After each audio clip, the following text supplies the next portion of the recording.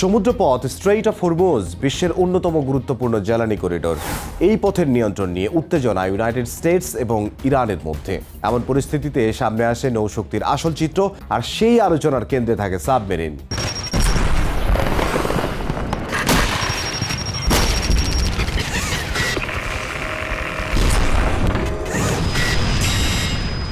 আপনি কি জানেন বিশ্বের সবচেয়ে বড় সাবমেরিন কোনটি?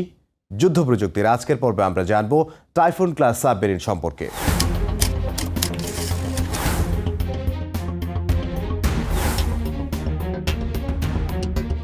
বরফে ঢাকা আর্কটিক সাগর, চারিদিকে নিস্তব্ধতা। হঠাৎ বরফ ফেটে গেল, পানির নিচ থেকে উঠে এলো এক বিশাল কালো দানব, যেটা কোনো জাহাজ না, কোনো যুদ্ধ বিমান না। এটা হলো টাইফুন ক্লাস সাবমেরিন প্রজেক্ট 941 অ্যাকিউলা, বিশ্বের সর্ববৃহৎ পারমাণবিক ব্যালিস্টিক ক্ষেপণাস্ত্রবাহী সাবমেরিন। এমন এক সাবমেরিন যেটা একা একটি দেশ ধ্বংস করতে সক্ষম।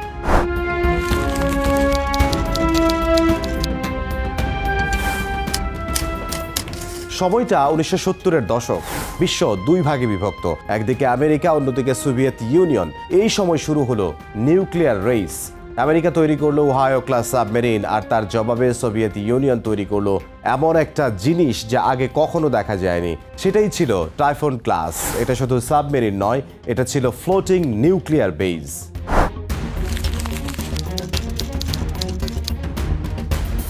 টাইফুন ক্লাসের বিশাল আকার, অবিশ্বাস্য ডিজাইন, দুটো ফুটবল মাঠের সমান এটি। দৈর্ঘ্য 175 মিটার, ওজন প্রায় 48,000 টন। এই সুবিশাল জলযানটিতে 20টির বেশি পারমাণবিক ক্ষেপণাস্ত্র বহন করতে পারে। এটা এত বড় যে মনে হয় দুটি সাবমেরিন একসঙ্গে চলছে। এর সবচেয়ে ইউনিক বিষয় হলো এটাতে ডাবল হল না, মাল্টিপল হল ডিজাইন করা। দুটি বিশাল হল পাশাপাশি, মাঝখানে মিসাইল সিস্টেম। এর মানে একটি অংশ ধ্বংস হলেও পুরো সাবমেরিন ডুববে না।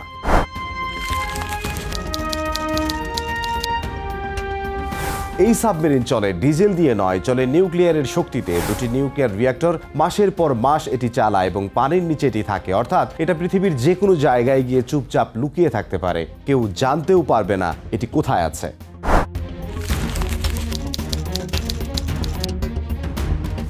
এই সাবমেরিনের সবচেয়ে ভয়ঙ্কর বিষয় হলো এটি বহন করতে পারে 20টি ব্যালিস্টিক মিসাইল। প্রতিটি মিসাইলের ভেতরে একাধিক নিউক্লিয়ার ওয়ারহেড রয়েছে, মানে একটা সাবমেরিন থেকে ছোড়া মিসাইল একসঙ্গে অনেক শহর ধ্বংস করতে পারে। একে বলা হয় সেকেন্ড স্ট্রাইক ক্যাপাবিলিটি। যদি শত্রু আগেও আক্রমণ করে, এই সাবমেরিন লুকিয়ে থেকে তার প্রতিশোধ নিতে পারে।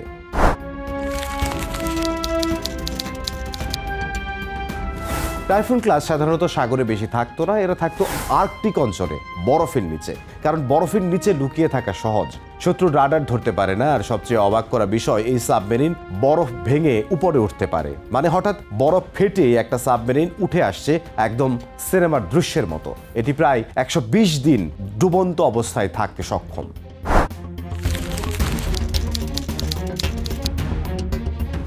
এটা শুধু যুদ্ধযান নয়, এটা একটা আন্ডার ওয়াটার সিটি। ভেতরে ছিল জিম, সুইমিং পুল, প্রায় 160 জন ক্রু মাসের পর মাস এখানে থাকতে পারত।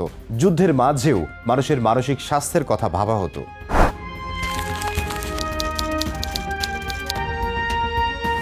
এখন প্রশ্ন, এত বড় শক্তির দাম কত?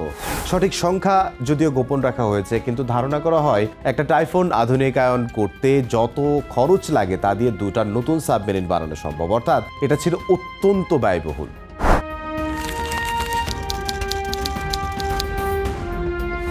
এই সাবমেরিন কোনো বড় যুদ্ধে সরাসরি ব্যবহার হয়নি, কারণ এর মূল কাজ যুদ্ধ করা নয়, ভয় দেখানো। এটা ছিল নিউক্লিয়ার ডিটারেন্স ওয়েপন, মানে শত্রুকে জানিয়ে দেয়া আমাদের সাথে যুদ্ধ করলে শেষ।